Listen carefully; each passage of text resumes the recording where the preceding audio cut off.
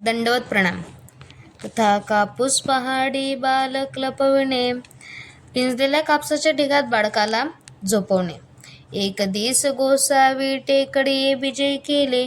एका दिवशी श्रीप्रभू बाबा हे टेकडीवर गेले.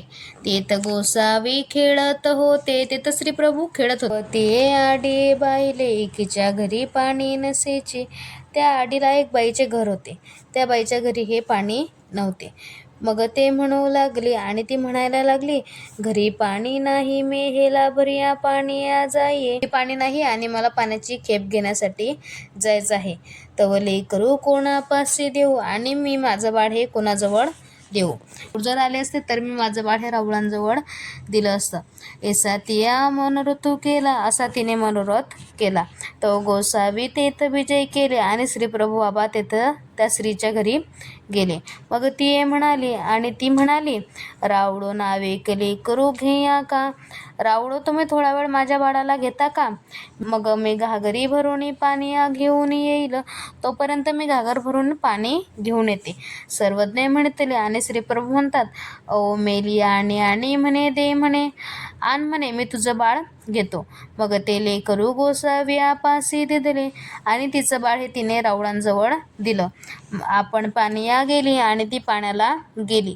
गोसावी नावे कलें करू दोन देशी धरून खेळविले. श्रीप्रभूंनी ते बाळ पोटाला धरून थोडा वेळ खेळवलं.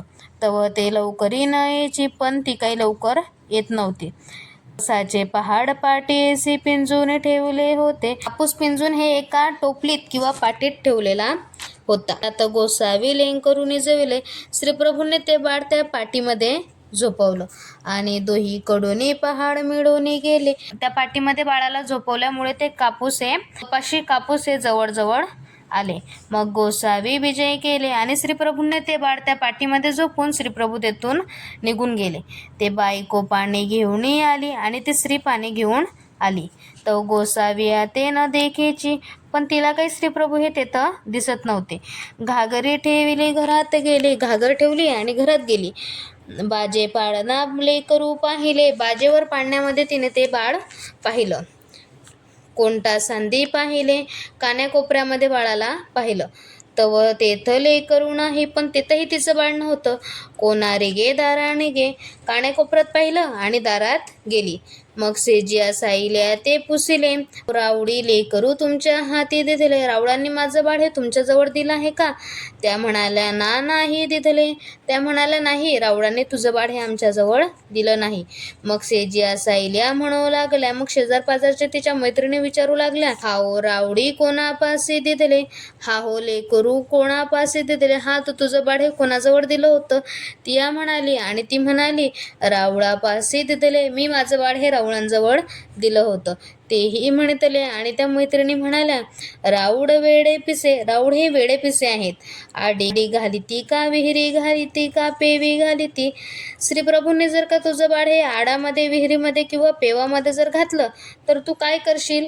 पेव म्हणजे पूर्वीच्या काळी धान्य ठेवण्यासाठी जमिनीमध्ये केलेला एक खड्डा, त्याला पेव असे म्हणतात.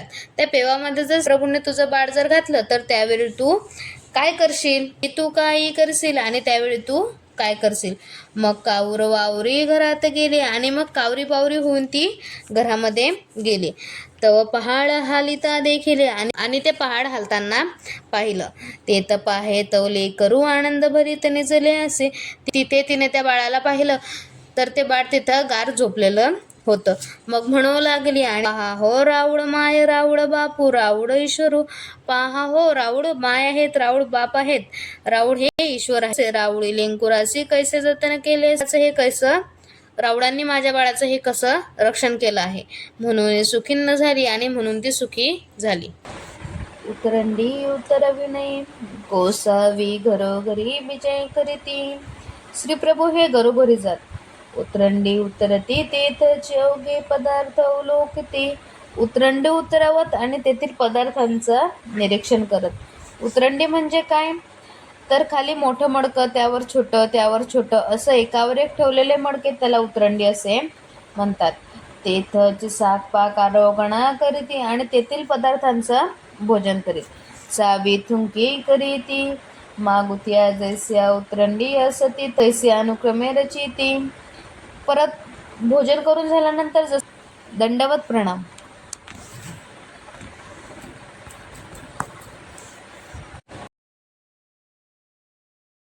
उतरंडी अवलोकिती आणि उतरंडीचं निरीक्षण करत. तुम कोणी पाहती आणि जे भांड ते जे तची नव्हे ते आहाचे उतरंडी दिसे आणि म्हणे ती. आणि तिथं निरीक्षण त्या उतरंडीचं निरीक्षण करत आणि जे भांड जे तिथं नव्हतं ते काढत आणि ते पुन्हा रचत आणि म्हणत मेली जाय असे नव्हे म्हणे आणि म्हणत हे असं नाही. ते फेडून सरचे रचिती आणि ते काढून पुन्हा जसं होतं तसं रचत.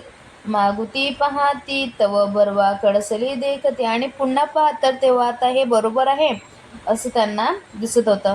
आणि म्हणत ए आता माझे होय म्हणे, ए आता माझे होय म्हणे असं म्हणत ऐसे म्हणून विजय करते आणि असं म्हणून तेथून निघून जात. याची परिसंख्याची दही दुधे तुपे लोणे तेला तुपाचे भाजणे खाली उतरते. अशाच प्रकारे सिंक्यांच्या घरी दही दूध तूप लोणी तेलाचे भांडे खाली उतरवीत. चाकती आणि तेथील पदार्थ चाकत. मागुती सिंका ठेवीतीन. पदार्थ चाकून झाल्यानंतर परत ते भांडे सिंक्यावर ठेवून देत.